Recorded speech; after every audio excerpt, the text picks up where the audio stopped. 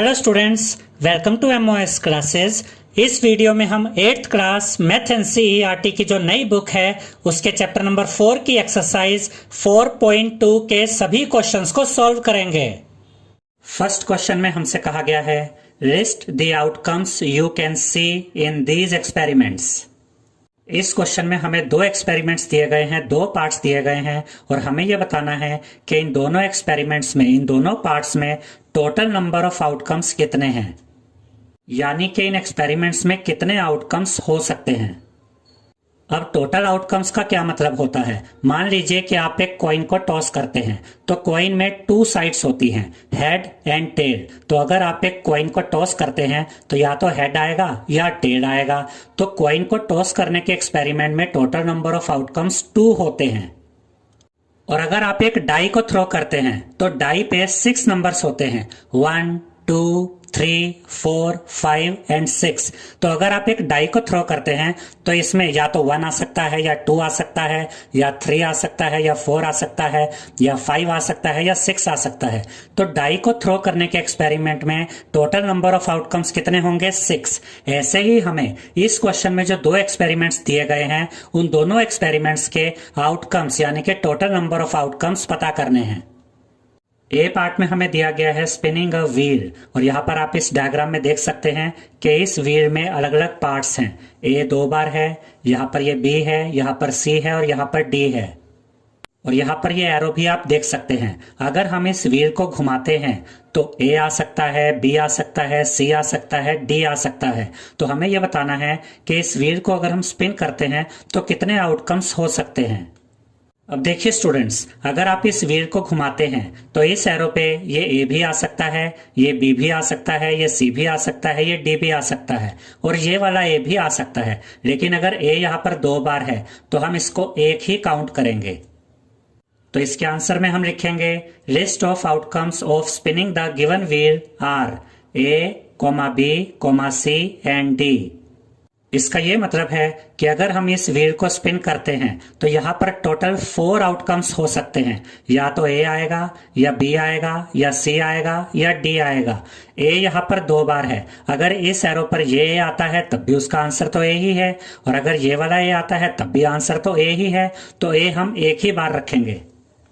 तो इस व्हील को स्पिन करने पर टोटल नंबर ऑफ आउटकम्स 4 हैं, यानी कि इस व्हील को स्पिन करने पर ये 4 आउटकम्स आ सकते हैं। बी पार्ट में हमें दिया गया है टॉसिंग 2 कॉइन्स टुगेदर, यानी कि अगर आप 2 कॉइन्स को एक साथ टॉस करते हैं तो इसमें टोटल कितने आउटकम्स आ सकते हैं। अब देखिए स्टूडेंट्स, हो सकता है कि पहले कॉइन में हेड आए और दूसरे कॉइन में भी हेड आए। एक आउटकम तो ये बन सकता है। दूसरा आउटकम ये बन सकता है कि पहले कॉइन में हेड आए और दूसरे कॉइन में टेल आए। तीसरा आउटकम ये बन सकता है कि पहले कॉइन में टेल आए और दूसरे कॉइन में हेड आए। और फोर्थ यानी कि चौथा आउटकम ये बन सकता है कि पहले कॉइन में भी टेल आए और दूसरे कॉइन में भी टेल आए। तो अगर हम 2 कॉइन्स को एक साथ टॉस करते हैं तो ये 4 आउटकम्स बन सकते हैं। तो इसके आंसर में हम लिखेंगे when 2 coins are tossed together the possible outcomes of the experiment are head head, head tail, tail head, tail tail. Second question में हमसे कहा गया है when a die is thrown list the outcomes of an event of getting. और first part के A part में हमें दिया गया है अ प्राइम नंबर। इसका ये मतलब है स्टूडेंट्स कि अगर हम एक डाई को थ्रो करते हैं तो डाई को थ्रो करने पर कौन कौन से प्राइम नंबर्स आ सकते हैं, यानी कि डाई को थ्रो करने पर कितने आउटकम्स ऐसे हो सकते हैं जो प्राइम नंबर्स हों। अब देखिए स्टूडेंट्स, अगर आप एक डाई को थ्रो करते हैं तो एक डाई में टोटल नंबर ऑफ आउटकम्स 6 होते हैं। डाई को थ्रो करने पर या तो 1 आता है या 2 आता है या 3 आता है या 4 आता है या 5 आता है या 6 आता है। तो एक डाई में टोटल नंबर ऑफ आउटकम्स होते हैं 6। अब इन 6 आउटकम्स में से प्राइम नंबर्स कौन कौन से हैं। एक तो 2 प्राइम नंबर है, 3 प्राइम नंबर है और 5 प्राइम नंबर है। और यहां पर भी हमें यही बताना है कि एक डाई को थ्रो करने पर कौन कौन से प्राइम नंबर्स आ सकते हैं। तो इसके आंसर में हम लिखेंगे 2, 3 एंड 5। यानी कि एक डाई को थ्रो करने पर या तो ये वाला प्राइम नंबर आ सकता है या फिर ये वाला प्राइम नंबर आ सकता है या फिर ये वाला प्राइम नंबर आ सकता है। और फर्स्ट पार्ट के बी पार्ट में हमें दिया गया है नॉट अ प्राइम नंबर, यानी कि अगर हम एक डाई को थ्रो करते हैं तो कौन कौन से ऐसे नंबर्स आ सकते हैं जो प्राइम नंबर नहीं होंगे। तो इसका आंसर होगा 1, 4, 6, क्योंकि 1, 4 और 6 प्राइम नंबर नहीं होते हैं। और अगर हम एक डाई को थ्रो करते हैं तो इन तीनों में से कोई भी एक ऐसा नंबर आ सकता है जो प्राइम नंबर नहीं होगा।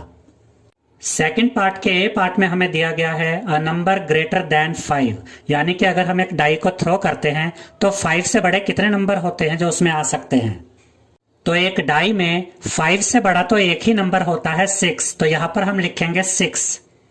सेकंड पार्ट के बी पार्ट में हमें दिया गया है अ नंबर नॉट ग्रेटर देन 5। इसका यह मतलब है कि अगर हम एक डाई को थ्रो करते हैं तो ऐसे कितने नंबर आ सकते हैं जो 5 से बड़े ना हो, ग्रेटर देन 5 ना हो। तो इसके आंसर में हम लिखेंगे 1, 2, 3, 4 एंड 5। अब देखिए स्टूडेंट्स, अगर हम एक डाई को थ्रो करते हैं तो 1, 2, 3, 4 ये 4 नंबर ऐसे हैं जो 5 से छोटे हैं।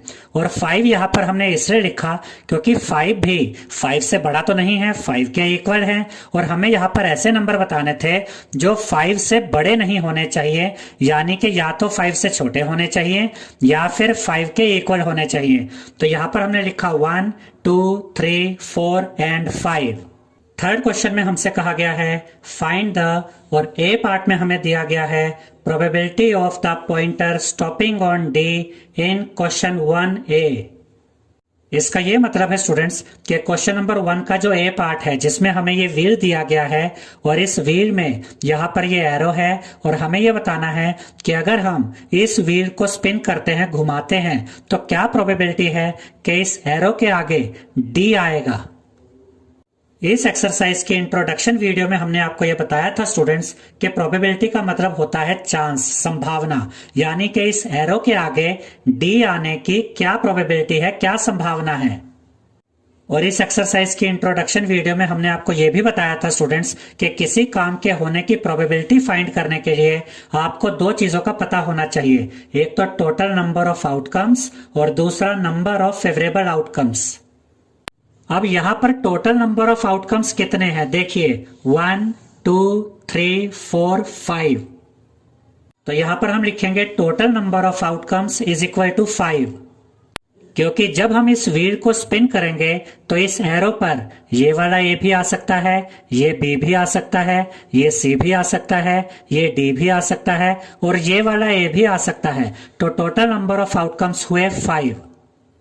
अब नंबर ऑफ फेवरेबल आउटकम्स कितने होंगे, हमें प्रोबेबिलिटी फाइंड करनी है डी के इस एरो पर आने की। तो डी यहां पर कितनी बार है, डी यहां पर एक बार है। तो यहां पर हम लिखेंगे number of favourable outcomes is equal to 1। अब हमें टोटल नंबर ऑफ आउटकम्स भी मिल गया है और नंबर ऑफ फेवरेबल आउटकम्स भी मिल गया है। तो यहां पर हम लिखेंगे P और ब्रैकेट में हम लिखेंगे the pointer stopping on D। और इसे हम पढ़ते कैसे हैं, probability of the pointer stopping on D, यानी के D के पॉइंटर के सामने यानी के एरो के सामने रुकने की क्या प्रोबेबिलिटी है। तो इसका फॉर्मूला यहां पर हम लिखेंगे number of favourable outcomes upon total number of outcomes. Number of favourable outcomes की जगह यहां पर हम लिखेंगे 1 और अपॉन में टोटल नंबर ऑफ आउटकम्स की जगह यहां पर हम लिखेंगे 5। तो पॉइंटर के सामने डी के आने की क्या प्रोबेबिलिटी है, 1/5। बी पार्ट में हमें दिया गया है probability of getting an S from a well shuffled deck of 52 playing cards. Playing cards तो आपको पता होगा स्टूडेंट्स, इसे हम ताश भी कहते हैं और ताश की गड्डी में 52 प्लेइंग कार्ड्स होते हैं। और हमसे यह पूछा गया है कि अगर हम इन 52 प्लेइंग कार्ड्स में से कोई एक कार्ड चूज करते हैं तो क्या प्रोबेबिलिटी है कि वो कार्ड एक एस कार्ड होगा। याद रखिएगा स्टूडेंट्स, एस का मतलब होता है 1 नंबर वाला कार्ड। याद रखिएगा स्टूडेंट्स कि ताश की जो गड्डी होती है यानी कि डेक ऑफ 52 प्लेइंग कार्ड्स, इनमें से 4 कार्ड्स एस कार्ड्स होते हैं, यानी कि 4 पत्ते, 4 कार्ड ऐसे होते हैं जो 1 नंबर वाले होते हैं यानी कि एस होते हैं। अब हमें यहाँ पर एस आने की प्रोबेबिलिटी फाइंड करनी है। तो यहाँ पर हमें दो चीजों की जरूरत होगी, एक तो टोटल नंबर ऑफ आउटकम्स और दूसरा नंबर ऑफ फेवरेबल आउटकम्स। तो यहां पर हम लिखेंगे total number of outcomes is equal to 52, क्योंकि ताश की गड्डी में 52 कार्ड्स होते हैं। और उसके बाद हम लिखेंगे number of favourable outcomes is equal to 4, क्योंकि इन 52 कार्ड्स में से 4 कार्ड्स एस होते हैं, यानी कि 1 नंबर वाले होते हैं। अब हमें टोटल नंबर ऑफ आउटकम्स भी मिल गए हैं और नंबर ऑफ फेवरेबल आउटकम्स भी मिल गए हैं। तो यहां पर हम लिखेंगे probability of getting an ace is equal to number of favourable outcomes upon total number of outcomes. Number of favourable outcomes की जगह यहां पर न्यूमरेटर में हम लिखेंगे 4 और अपॉन में टोटल नंबर ऑफ आउटकम्स की जगह यहां पर अपॉन में हम लिखेंगे 52। अब देखिए स्टूडेंट्स, 4 अपॉन 52 को सॉल्व किया जा सकता है, क्योंकि ये दोनों नंबर्स 2 की टेबल में भी आते हैं और 4 की टेबल में भी आते हैं। आप इन दोनों नंबर्स को 2 से भी काट सकते हैं और 4 से भी काट सकते हैं। हम इन दोनों नंबर्स को 4 से काटेंगे। अब देखिए 4 1 जा 4 और यहां पर देखिए 4 1 जा 4, 5 में से 4 गया 1 बचा, 1 and 2 12, 4 3 जा 12। तो यहां पर हमें मिला 1 अपॉन 13, तो यहां पर हम लिखेंगे 1 अपॉन 13। तो 52 प्लेइंग कार्ड्स में से एस आने की प्रोबेबिलिटी है 1 अपॉन 13। सी पार्ट में हमें दिया गया है find the probability of getting a red Apple. और यहाँ पर आप देख सकते हैं कि इस सर्कल में हमें कुछ एप्पल्स के बारे में यह बताया गया है कि एक ग्रीन एप्पल है, फिर एक रेड एप्पल है, फिर एक रेड एप्पल है, फिर एक रेड एप्पल है, उसके बाद एक ग्रीन एप्पल है, फिर एक रेड एप्पल है और फिर एक ग्रीन एप्पल है। अब मान लीजिए कि हम इनमें से कोई एक एप्पल बिना देखे सेलेक्ट करते हैं, उठा लेते हैं, तो क्या प्रोबेबिलिटी है कि वो एक रेड एप्पल होगा? यानी कि हमें इनमें से एक रेड एप्पल मिलने की प्रोबेबिलिटी फाइंड करनी है। तो यहां पर हमें 2 चीजों की जरूरत होगी, एक तो टोटल नंबर ऑफ आउटकम्स और नंबर ऑफ फेवरेबल आउटकम्स। तो पहले हम देखते हैं यहां पर टोटल कितने एप्पल हैं। 1 2 3 4 5 6 7। तो यहां पर हम लिखेंगे total number of outcomes is equal to 7। अब हमें रेड एप्पल मिलने की प्रोबेबिलिटी फाइंड करनी है। तो यहां पर हम देखेंगे कि रेड एप्पल कितने हैं, 1 2 3 एंड 4। तो यहां पर हम लिखेंगे number of favourable outcomes is equal to 4। अब हम प्रोबेबिलिटी फाइंड करने का फॉर्मूला लिखेंगे, probability of getting a red apple is equal to number of favourable outcomes upon total number of outcomes. Number of favourable outcomes की जगह यहां पर हम लिखेंगे 4 और टोटल नंबर ऑफ आउटकम्स की जगह यहां अपॉन में हम लिखेंगे 7। तो रेड एप्पल मिलने की प्रोबेबिलिटी हमें मिल गई है 4 अपॉन 7। यानी कि अगर हम इन 7 एप्पल्स में से बिना देखे कोई एक एप्पल उठा लेते हैं तो उस एप्पल के रेड होने की प्रोबेबिलिटी है 4 अपॉन 7। फोर्थ क्वेश्चन में हमसे कहा गया है numbers 1 to 10 are written on 10 separate slips, 1 number on 1 slip kept in a box and mixed well। इसका यह मतलब है स्टूडेंट्स कि 10 सेपरेट स्लिप्स पर 1 से लेकर 10 तक नंबर लिखे गए। जैसे कि यहां पर आप देख सकते हैं, एक स्लिप पर 1 लिखा गया, दूसरी स्लिप पर 2 लिखा गया, तीसरी स्लिप पर 3 लिखा गया, चौथी स्लिप पर 4 लिखा गया और इस तरह टोटल 10 स्लिप्स हैं और इन पर 1 से लेकर 10 तक नंबर लिखे गए हैं। और उसके बाद इन 10 स्लिप्स को एक बॉक्स में डालकर अच्छी तरह से मिक्स कर दिया गया। 1 slip is chosen from the box without looking into it। अब इस बॉक्स में जो 10 अलग अलग स्लिप्स थी जिन पर 1 से लेकर 10 तक अलग अलग नंबर्स लिखे हुए थे, इस बॉक्स में बिना देखे एक स्लिप को निकाला गया। What is the probability of, और फर्स्ट पार्ट में हमें दिया गया है गेटिंग अ नंबर 6।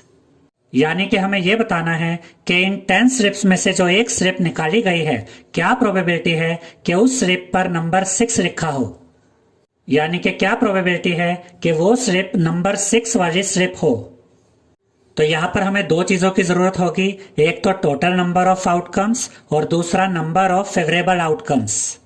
तो यहां पर टोटल स्लिप्स कितनी है, 10। तो यहां पर हम लिखेंगे total number of outcomes is equal to 10। और हमें किस चीज की प्रोबेबिलिटी फाइंड करनी है, हमें नंबर 6 वाली स्लिप के मिलने की प्रोबेबिलिटी फाइंड करनी है। तो इन 10 स्लिप्स में से ऐसी कितनी स्लिप है स्टूडेंट्स जिस पे नंबर 6 लिखा हुआ है? सिर्फ एक ही स्लिप ऐसी है जिस पर नंबर 6 लिखा हुआ है। तो यहां पर हम लिखेंगे number of favourable outcomes is equal to 1, क्योंकि नंबर 6 वाली सिर्फ एक स्लिप है। उसके बाद यहां पर हम लिखेंगे probability of getting a number 6 is equal to number of favourable outcomes upon total number of outcomes. Number of favourable outcomes की जगह यहां पर न्यूमरेटर में हम लिखेंगे 1 और टोटल नंबर ऑफ आउटकम्स की जगह यहां अपॉन में हम लिखेंगे 10। यानी कि नंबर 6 वाली स्लिप मिलने की प्रोबेबिलिटी है 1/10। सेकेंड पार्ट में हमें दिया गया है getting a number less than 6, यानी कि जो स्लिप हम निकालेंगे उस स्लिप पर 6 से छोटा नंबर होने की क्या प्रोबेबिलिटी है। तो पहले तो यहां पर हम लिखेंगे total number of outcomes is equal to 10, क्योंकि टोटल नंबर ऑफ स्लिप्स है 10। अब देखिए स्टूडेंट्स, हमें यह प्रोबेबिलिटी फाइंड करनी है कि जो स्लिप हम निकालेंगे उस स्लिप पर 6 से छोटा नंबर आने की क्या प्रोबेबिलिटी है। तो यहां पर 6 से छोटे नंबर कौन कौन से हैं? 5, 4, 3, 2 एंड 1, यानी कि 1, 2, 3, 4, 5, टोटल 5 ऐसी स्लिप्स हैं जिन पर 6 से छोटे नंबर हैं। तो यहां पर हम लिखेंगे number of favourable outcomes is equal to 5। उसके बाद हम लिखेंगे probability of getting a number less than 6 is equal to number of favourable outcomes upon total number of outcomes. याद रखिएगा स्टूडेंट्स कि यहां पर हम P लिखते हैं, लेकिन इसको हम पढ़ते कैसे हैं? Probability of getting a number less than 6। और प्रोबेबिलिटी फाइंड करने के लिए जो फॉर्मूला होता है वो है number of favourable outcomes upon total number of outcomes. Number of favourable outcomes की जगह यहां पर न्यूमरेटर में हम लिखेंगे 5 और टोटल नंबर ऑफ आउटकम्स की जगह यहां अपॉन में हम लिखेंगे 10। अब देखिए स्टूडेंट्स, 5/10 को सॉल्व किया जा सकता है क्योंकि ये दोनों नंबर्स 5 की टेबल में आते हैं, तो हम इन दोनों नंबर्स को 5 से काटेंगे। अब देखिए 5 1 जा 5 और यहां पर देखिए 5 2 जा 10, तो यहां पर हमें मिल गया है 1/2, तो यहां पर हम लिखेंगे 1/2। यानी कि अगर हम इन 10 स्लिप्स में से कोई एक स्लिप निकालते हैं तो उस स्लिप पर 6 से छोटा नंबर होगा, इस बात की प्रोबेबिलिटी है 1/2। थर्ड पार्ट में हमें दिया गया है getting a number greater than 6, यानी कि अगर हम इन 10 स्लिप्स में से कोई एक स्लिप निकालते हैं तो क्या प्रोबेबिलिटी है कि वो नंबर 6 से बड़ा होगा। तो पहले तो यहां पर हम लिखेंगे total number of outcomes is equal to 10, क्योंकि टोटल नंबर ऑफ स्लिप्स हैं 10। अब देखिए स्टूडेंट्स, यहां पर ऐसी कितनी स्लिप्स हैं जिन पर 6 से बड़े नंबर है? 7, 8, 9, 10, यानी कि 1, 2, 3, 4 स्लिप्स ऐसी हैं जिन पर 6 से बड़े नंबर हैं। तो यहां पर हम लिखेंगे number of favourable outcomes is equal to 4। उसके बाद यहां पर हम लिखेंगे probability of getting a number greater than 6 is equal to number of favourable outcomes upon total number of outcomes. Number of favourable outcomes की जगह यहां पर न्यूमरेटर में हम लिखेंगे 4 और टोटल नंबर ऑफ आउटकम्स की जगह यहां अपॉन में हम लिखेंगे 10। अब देखिए स्टूडेंट्स, 4/10 को सॉल्व किया जा सकता है क्योंकि ये दोनों नंबर्स 2 की टेबल में आते हैं, तो हम इन दोनों नंबर्स को 2 से काटेंगे। अब देखिए 2 2 जा 4 और यहां पर देखिए 2 5 जा 10, तो यहां पर हमें मिला 2/5, तो यहां पर हम लिखेंगे 2/5।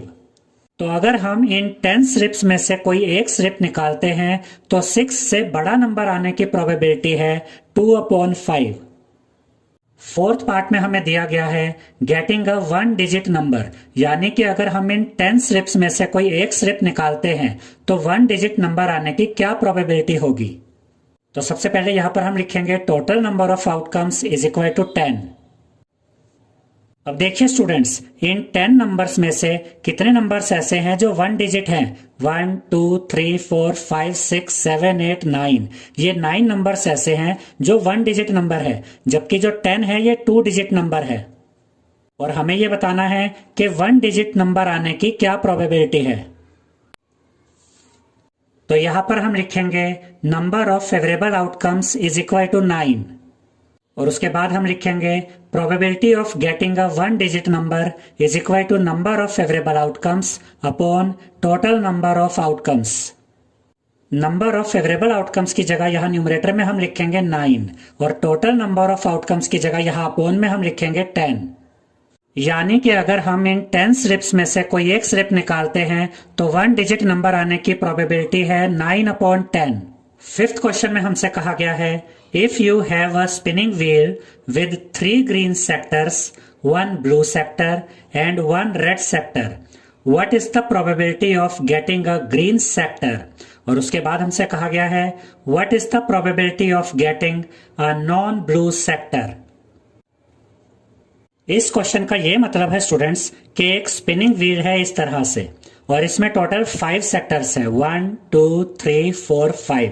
इन्हें आप 5 सेक्टर्स भी कह सकते हैं और इस स्पिनिंग व्हील के 5 पार्ट्स भी कह सकते हैं। और इनमें से 3 सेक्टर्स ग्रीन सेक्टर्स हैं और 1 सेक्टर रेड है और 1 सेक्टर ब्लू है।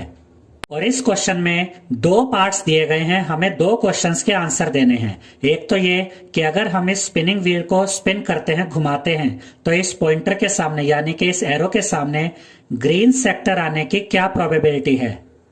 और दूसरा ये कि अगर हम इस स्पिनिंग व्हील को स्पिन करते हैं, घुमाते हैं, तो इस पॉइंटर के सामने, इस एरो के सामने नॉन ब्लू सेक्टर आने की क्या प्रोबेबिलिटी है। तो हम 1 बाय 1 इन दोनों पार्ट्स को सॉल्व करेंगे। तो पहले हम ग्रीन सेक्टर वाले पार्ट को सॉल्व करेंगे।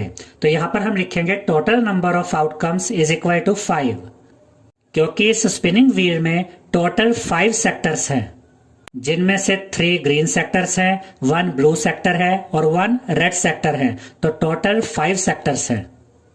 और हमें यह प्रोबेबिलिटी पता करनी है कि अगर हम इस स्पिनिंग व्हील को घुमाते हैं तो पॉइंटर यानी एरो के सामने ग्रीन सेक्टर आने की क्या प्रोबेबिलिटी है।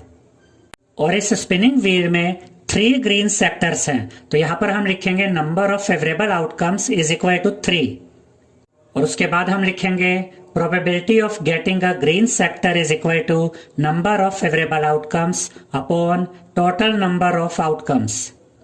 इसे हम लिखते P है, लेकिन इसे हम प्रोबेबिलिटी पढ़ते हैं। नंबर ऑफ फेवरेबल आउटकम्स की जगह यहां न्यूमरेटर में हम लिखेंगे 3 और टोटल नंबर ऑफ आउटकम्स की जगह यहां अपॉन में हम लिखेंगे 5। तो ग्रीन सेक्टर आने की प्रोबेबिलिटी हमें मिल गई है 3/5। यानी कि अगर हम इस स्पिनिंग व्हील को स्पिन करते हैं, घुमाते हैं, तो ग्रीन सेक्टर आने की प्रोबेबिलिटी है 3/5।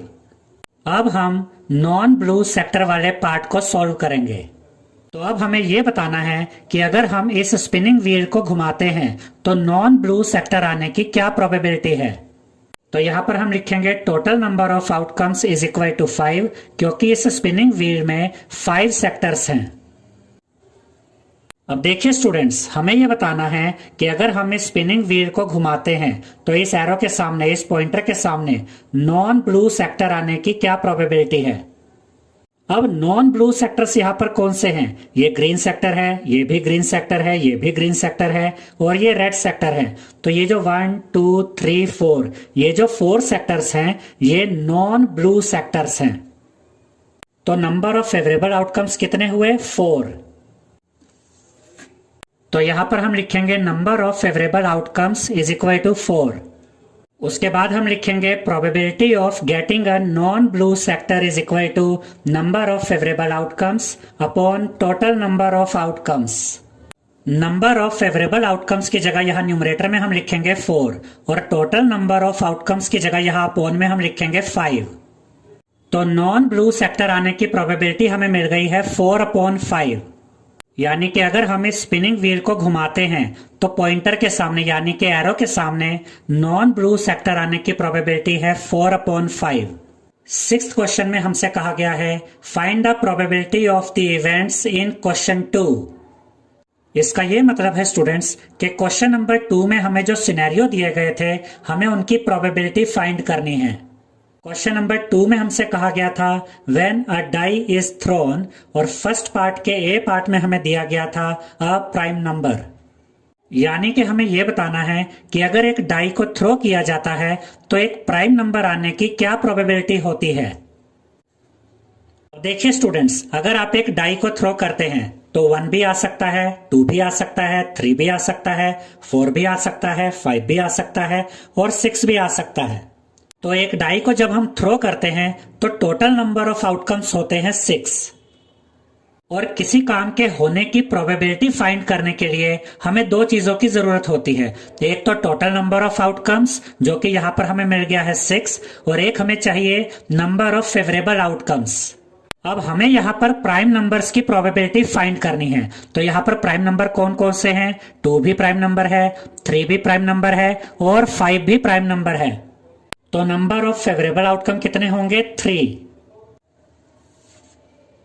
तो यहां पर हम लिखेंगे total number of outcomes is equal to 6, और हमें प्राइम नंबर आने की प्रोबेबिलिटी फाइंड करनी है। और एक डाई में 3 प्राइम नंबर्स होते हैं, 2, 3 एंड 5।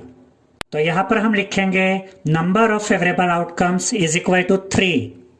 उसके बाद हम लिखेंगे probability of getting a prime number is equal to number of favourable outcomes upon total number of outcomes. यहां पर P का मतलब होता है probability. Number of favourable outcomes की जगह यहां न्यूमरेटर में हम लिखेंगे 3, और टोटल नंबर ऑफ आउटकम्स की जगह यहां अपॉन में हम लिखेंगे 6। अब देखिए स्टूडेंट्स, 3/6 को सॉल्व किया जा सकता है क्योंकि ये दोनों नंबर्स 3 की टेबल में आते हैं। तो हम इन दोनों नंबर्स को 3 से काटेंगे। अब देखिए 3 1 जा 3, और यहां पर देखिए 3 2 जा 6। तो यहां पर हमें मिला 1/2। तो यहां पर हम लिखेंगे 1/2। तो जब हम एक डाई को थ्रो करते हैं तो प्राइम नंबर आने की प्रोबेबिलिटी है 1/2। फर्स्ट पार्ट के बी पार्ट में हमें दिया गया है नॉट अ प्राइम नंबर, यानी कि अगर हम एक डाई को थ्रो करते हैं तो प्राइम नंबर ना आने की क्या प्रोबेबिलिटी है। तो यहां पर हम लिखेंगे total number of outcomes is equal to 6, और एक डाई में 1 से लेकर 6 तक नंबर होते हैं, जिसमें 1, 4 और 6 ये 3 नंबर ऐसे होते हैं जो प्राइम नंबर नहीं होते, और हमें भी प्राइम नंबर ना आने की प्रोबेबिलिटी फाइंड करनी है। तो यहां पर हम लिखेंगे number of favourable outcomes is equal to 3। उसके बाद हम लिखेंगे probability of not a prime number is equal to number of favourable outcomes upon total number of outcomes. Number of favourable outcomes की जगह यहां पर न्यूमरेटर में हम लिखेंगे 3, और टोटल नंबर ऑफ आउटकम्स की जगह यहां अपॉन में हम लिखेंगे 6। अब देखिए स्टूडेंट्स, 3/6 को सॉल्व किया जा सकता है क्योंकि ये दोनों नंबर्स 3 की टेबल में आते हैं। तो हम इन दोनों नंबर्स को 3 से काटेंगे। अब देखिए 3 1 जा 3, और यहां पर देखिए 3 2 जा 6। तो यहां पर हमें मिला 1/2। तो यहां पर हम लिखेंगे 1/2। तो जब हम एक डाई थ्रो करते हैं तो प्राइम नंबर ना आने की प्रोबेबिलिटी है 1/2। सेकेंड पार्ट के ए पार्ट में हमें दिया गया है अ नंबर ग्रेटर देन 5, यानी कि अगर हम एक डाई को थ्रो करते हैं तो 5 से बड़ा नंबर आने की क्या प्रोबेबिलिटी है। तो यहां पर हम लिखेंगे total number of outcomes is equal to 6, और एक डाई में 1 से लेकर 6 तक नंबर होते हैं। तो 5 से बड़े कितने नंबर हुए? सिर्फ एक ही नंबर ऐसा है जो 5 से बड़ा है, और वह नंबर है 6। तो यहां पर हम लिखेंगे number of favourable outcomes is equal to 1। उसके बाद हम लिखेंगे probability of getting a number greater than 5 is equal to number of favourable outcomes upon total number of outcomes. Number of favourable outcomes की जगह यहां न्यूमरेटर में हम लिखेंगे 1, और टोटल नंबर ऑफ आउटकम्स की जगह यहां अपॉन में हम लिखेंगे 6। तो जब हम एक डाई को थ्रो करते हैं तो 5 से बड़ा नंबर आने की प्रोबेबिलिटी है 1/6।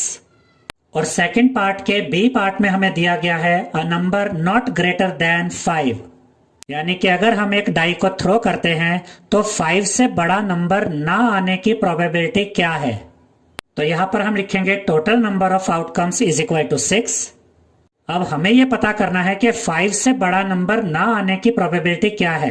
तो एक डाई में 1 से लेकर 6 तक नंबर होते हैं, जिसमें से 1 2 3 4 एंड 5 ये 4 नंबर तो 5 से छोटे हैं, और ये जो नंबर है 5 ये भी 5 से बड़ा तो नहीं है, 5 के इक्वल है। तो यहां पर नंबर ऑफ फेवरेबल आउटकम्स कितने हुए?